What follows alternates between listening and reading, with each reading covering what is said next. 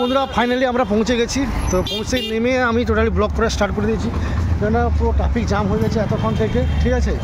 আর আমাদের টিমটা বর্তমান লন্ডন থেকে টিমটা এখনও ঢুকেনি, এখন এর মধ্যে একটু ঢুকে যাবে। সামনে আওয়াজ শোনা যাচ্ছে মনে হয় তোমাদেরকে, পাওয়ার মিউজিক মা মনসা পুরো শুভদীপ আছে, শুভদীপ মিউজিক মা মনসা পুরো কি আজকে হওয়ার মানে বন্ধ থাকার কথা শুনেছিলাম, কিন্তু এখন বলতে পারছি না, মাঠে যাই।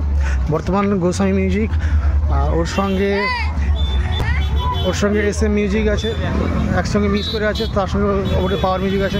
তো তোরা দেখতে পাচ্ছ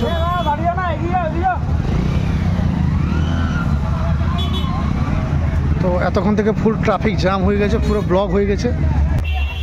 তো এই মাঠ দিয়ে যেতে হবে, এটা হচ্ছে আগেরবান্ধ। তো এখানে কিন্তু মোটরসাইকেল গ্যারেজটা খুবই বড় ধরনের হয়েছে।